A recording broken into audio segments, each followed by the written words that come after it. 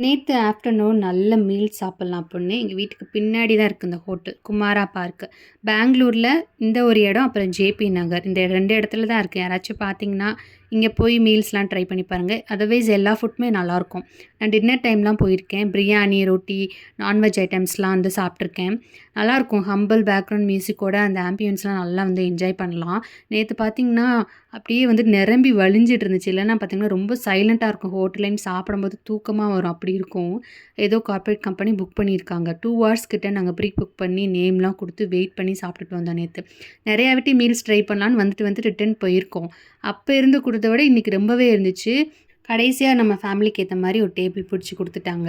நான் வந்துட்டு ஆந்திரா ஹோட்டல்னாலே அங்க குடுக்குற கோங்கரா சட்னி, பருப்பு பொடி, அப்புறம் வேர்க்கடலை சட்னிலாம் குடுப்பாங்க. ரொம்ப டேஸ்டியா இருக்கும். அப்புறம் வந்துட்டு கீரை பப்பு பூவா, நெய்லாம் நெறைய ப்ரொவைட் பண்ணுவாங்களா, அதுக்காண்டியே வந்துட்டு போலாம். இங்க மீல்ஸ் ஆர்டர் பண்ணோம்னா, எங்களோட ஸ்பெஷல் சில்லி கோவா ஐஸ்கிரீம் குடுப்பாங்க.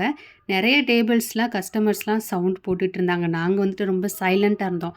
சாப்பிட போனா சாப்பிட வேலைய தான் நம்ம பார்ப்போம். நம்ம ஃபேமிலி வந்துட்டு அதுக்கு தான் செட் ஆகும். அதனால நம்மளோட சைலண்ட் மோட பார்த்து காம்ப்ளிமென்ட்ரியா 2 கப்புக்கு 4 கப் பவல்ஸ் ஐஸ்கிரீம் குடுத்தாங்க. ஜாலியா இருந்தது.